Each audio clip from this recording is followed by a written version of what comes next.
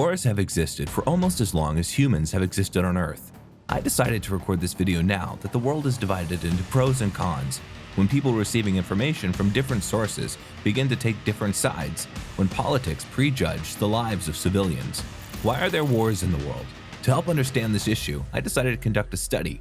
Why do people in modern realities, when everyone has enough resources, are capable of what is now called war? Today, we will find out why there is a massacre between people. What are the types of wars? Is it possible to avoid bloodshed?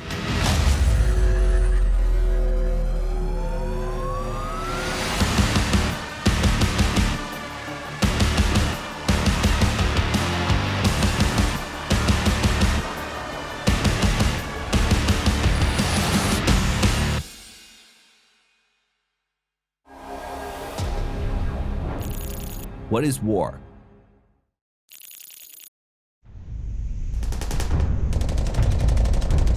Why do people fight? War is the extreme, most acute form of conflict. It is distinguished by uncompromises, the greatest degree of risk, and possible losses. Its specific difference lies in the fact that it involves the achievement of decisive goals by decisive means. War always begins with someone attacking and someone defending themselves from attack. But what happens before the attack? And is it really an attack, or does the attacker have other goals? The topic of war is studied not only by military historians, but also by humanitarian disciplines. The debate about the origins of war and peace has, for many millennia, revolved around one single question. Is the war the result of the instinct of predation inherent in human nature, or the consequences of principles learned in the process of education? Previously, people fought to seize someone else's territory or property. Tribes attacked other tribes in order to increase their territory and occupy more space. The rulers of these countries wanted to gain more power and become richer when they realized that someone threatened them and their tribe. Like animals, humans guarded their territory, their families, and their food supplies. In modern realities, people live on those lands that their ancestors once conquered. Nowadays, in many countries, there are also wars, and reasons for them are different.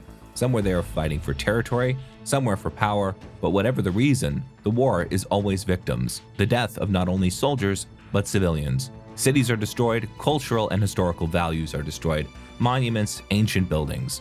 Everything that people spent time to build turns to ashes and is erased from the face of the earth. In the concept of the philosophers of the New Age, war is the result of the natural aggressiveness inherent in man, which is overcome as a result of the conclusion of a social contract. Man is by nature good. War and aggression are a late invention and arise only out of the advent of modern civilization. These ideas retain their significance even in the second half of the 19th century. According to Charles Darwin's work, The Origin of Species by Means of Natural Selection, life on Earth is presented as a competitive process where the fittest individuals survived. This concept saw war as a continuation of the natural competition that we see in wildlife. According to the ethnological concept, human emotions, including aggression, are considered as programs embedded in genes. Each program arose at a certain stage of evolution as it contributed to the successful resolution of problems as diverse as the search and distribution of food, sexual behavior, communication, or response to threat. This approach partly explains the variability of warlike behavior that we observe in nature and in history. Adherents of this concept believe that war is intraspecific aggression, which is associated with organized deadly conflict between two groups of the same species. Genuine interspecies aggression is very rare in the animal kingdom. As a special form of behavior, it has developed only in two groups of animals, ants and primates. The ant colony behaves like a single organism. Ants fight neighboring communities for territory, food, and slaves. However, the insects manage to break this limitation and create related groups of huge sizes. 5,000 years ago, when the first agrarian civilizations appeared, communities of people resembling an anthill began to divide along the territorial principle.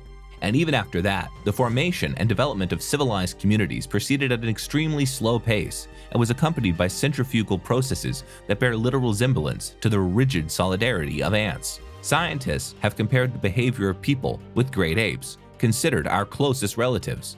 Chimpanzees have been found to actively conflict with each other and, most strikingly, carry out group raids into territories occupied by neighboring groups. According to researchers, something eerily human is visible. The participants of the raids are only male individuals. These groups of young males move to the border area and patrol the perimeter of their possessions, having discovered the presence of single alien individuals, as a rule, also males. Chimpanzees begin to pursue them, while demonstrating a fairly high level of collective interaction. Having driven the victim into the corner, they pounce on it and tear it apart. The results of these observations seem so incredible to researchers that a whole discussion flared up amongst scientists regarding the possibility of chimpanzees killing their own kind, which they had not even suspected before. Scientists have shown that the feeling of altruism, which is at the heart of people's ability to create stable coalitions, was laid in close connection with the development of parochialism. This means that hatred of strangers is the reverse side of the love for our own, and militancy is an inevitable companion of friendliness. Considering that biologically man is a cannibal and a scavenger, it would be naive to expect any other behavior from him. Nevertheless, over years of evolution, this predator has gained such altruism and such abilities for empathy, compassion, and mercy that if you look at humanity from distant planets, then one would expect that by the Paleolithic era, Homo sapiens would have put aside their stone axe and be filled with love and goodness. No, really?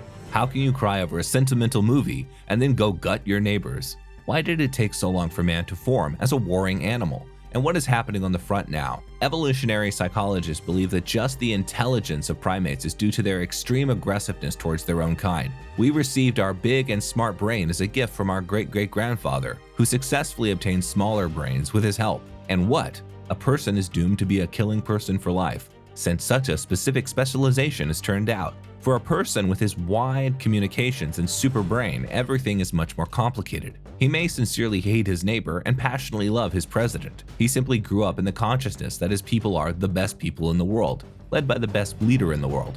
And this is not discussed. Even a fully developed and civilized person can be turned into a chimpanzee blazing with hatred in a matter of weeks if you tell him confidently from special boxes every day how the damned Petchings make sausages from Christian babies, and the vicious Phoenicians plan to parachute their Marines into his bathroom. What are types of war? According to the scale and classes of war, local and global wars are distinguished. Local wars cover the territory of one country or a group of countries. World wars cover entire continents and vast spaces. By civil war, one must understand the most acute, uncompromising forms of civil conflict. It is distinguished by the extreme bitterness of the parties, high intensity, significant destruction. Almost always there is foreign intervention, in contrast to past civil conflict during a war. The question is posed, point blank, either or. Any war is a political act. Its goals lie in the plane of struggle for power as an opportunity to determine the rules in certain territories. However, civil conflicts can be fueled by information warriors. Such a war is also called psychological, and in a broad sense, it is a set of actions aimed at changing the consciousness of the enemy, introducing the necessary installations into him. An information war can be waged either directly in the course of hostilities or precede them. The main task in wartime is to demoralize the enemy army, break its will to resist, and persuade it to capitulate. The information war is inextricably linked with such a term as propaganda. Professional propagandists that appeared during the First World War. The oldest known method is to intimidate the enemy. For example, the Persian king Xerxes I, before invading Greece, spread rumors through his agents about the invincibility of his army. If the Persian soldiers shoot with bows, then the arrows will eclipse the sun. Disinformation about a secret weapon from which there is no escape worked perfectly. So did Genghis Khan and Hannibal. In order to achieve the obedience of the population of the occupied territories, total terror was often staged against it, bordering on genocide. Any attempt to resist the invaders was surpassed as bloodily and defiantly as possible. With the help of such actions, terror was instilled into the hearts of people and forced them to give up further struggle. Another way to conduct psychological warfare is to split the enemy camp. Against the enemies, they cause confusion and deprive them of unity. The main method of information warfare is disinformation. Once having defeated the Hungarians, the Mongols seized the personal seal of the Hungarian king and began to print decrees on his behalf to end resistance to the invaders, sending them to all parts of Hungary.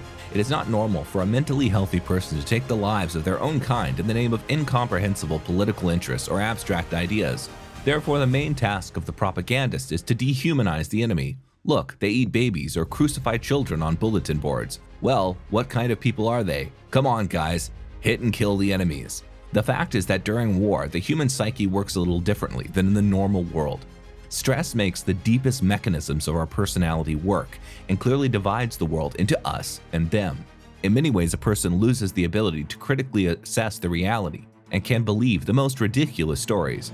But if from the same box or from church pulpits or from the pages of good books, you constantly repeat that all people are brothers and all children need protection, that you can't offend the weak, no matter what color the gills are, and in general don't touch the bird, put down the dog, then the concept of friends may well stretch the volume of the galaxy and even more.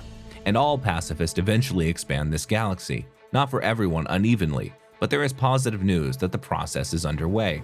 Is it possible to avoid military conflicts? In order for wars to stop on our long-suffering planet, people must grow up and mature to an understanding of unity.